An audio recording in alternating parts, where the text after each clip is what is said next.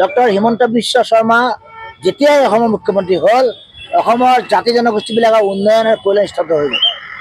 আপোনালোকে জানে যে অসমৰ অনুসূচিত জাতি ৰাইজক দেশৰ সংবিধানে অধিকাৰ দিছে, ন্যায় দিছে আৰু প্ৰাপ্য দিছে, কিন্তু ডক্টৰ হিমন্ত বিশ্ব শৰ্মা চৰকাৰে বিজেপি চৰকাৰে আমাক ক'ৰবাত নহয় ক'ৰবাত প্ৰতাৰণা কৰিছে। ক'ৰবাত মানে আমাৰ অসম চৰকাৰে অনুসূচিত জাতি উন্নয়নৰ যি ধাৰা এই ধাৰা নিস্তব্ধ কৰি দিছে। কাৰণ যোৱা 10 মাৰ্চ তাৰিখে অসম বিধানসভাত যি বাজেট দাখিল হৈছিলে এই বাজেটত যদি চোৱা যায় অসমৰ অনুসূচিত জাতি মানুহৰ উন্নয়ন আৰু কল্যাণৰ বাবে এনেকুৱা কোনো বিশেষ আঁচনি গ্ৰহণ কৰা নহ'ল। বৰঞ্চ পূৰ্বৰে পৰা চলি থকা অনুসূচিত জাতিৰ উপ পৰিকল্পনা অৰ্থাৎ চিডিউল কাষ্ট চাব প্লেন আঁচনিখন সম্পূৰ্ণৰূপে বিলুপ্তি কৰা হ'ল। অনুসূচিত জাতিৰ উন্নয়নৰ যি ধাৰা এই ধাৰা বন্ধ কৰি দিয়া হ'ল। আৰু সেইবাবে আমি অনুসূচিত জাতি যুৱ পৰিষদে অসম চৰকাৰৰ এই সিদ্ধান্তক আমি বিৰোধিতা কৰিছোঁ। আমি ইয়াৰ প্ৰতিবাদ জনাইছোঁ।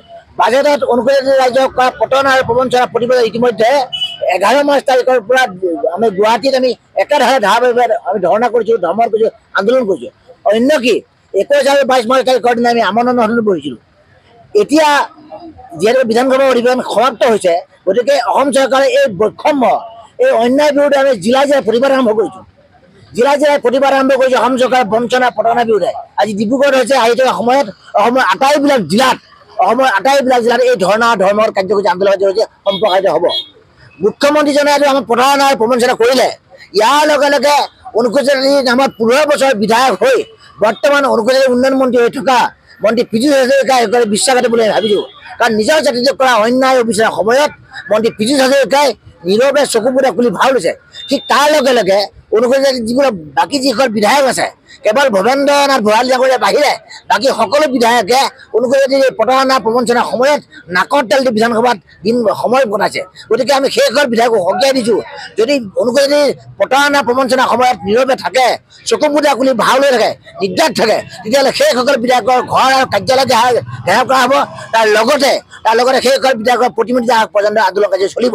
মূল কথাটো হ'ল যে অসম চৰকাৰে অনুসূচিত জাতিক বাজেটত যি প্ৰতাৰণা কৰিছে এই প্ৰতাৰণাৰ প্ৰবঞ্চনাৰ বিৰুদ্ধে তীব্ৰ প্ৰতিবাদ হৈছে আৰু অনুসূচিত জাতি যুৱ পৰিষদে এই ধাৰাবাহিকভাৱে এই প্ৰতিবাদী কাৰ্যসূচী চলাই গৈ থাকিব।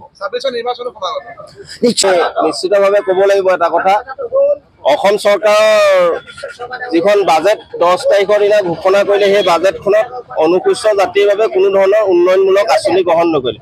সেইবাবে আমি যোৱা 11 মাৰ্চ তাৰিখৰ পৰা আমি গুৱাহাটী চচলত ধৰ্ণা কাৰ্যসূচী গ্ৰহণ কৰিবলগীয়া হৈছিলে।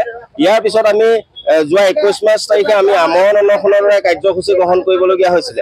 কিন্তু তাৰ পিছতো আমি দেখিলোঁ কি চৰকাৰে আমাৰ কথাবোৰ কোনো কাৰণতে মানি নলয়। গতিকে আমি এটা জিলাই আমি এটা প্ৰতিবাদী কাৰ্যসূচী গ্ৰহণ কৰা আমি সিদ্ধান্ত গ্ৰহণ কৰিছোঁ। আমি অসম চৰকাৰক সকীয়াই দিব বিচাৰিছোঁ, যদি আমাৰ দাবীসমূহ চৰকাৰে মানি নলয় বা অনুসূচিত জাতি সংৰক্ষিত সমষ্টিৰ পৰা বিধায়ক হৈ থকা 8জন বিধায়কে যদি আমাৰ দাবীবোৰ চৰকাৰৰ ওচৰত উত্থাপন নকৰে, অনাগত সময়ত আমি অনুসূচিত জাতি যুৱ ছাত্ৰ পৰিষদে এই বিধায়কসকলক ঘৰ ঘেৰাও আৰু প্ৰতিমূৰ্তি দহাৰ দৰে কাৰ্যসূচী গ্ৰহণ কৰিবলৈ বাধ্য হ'ম।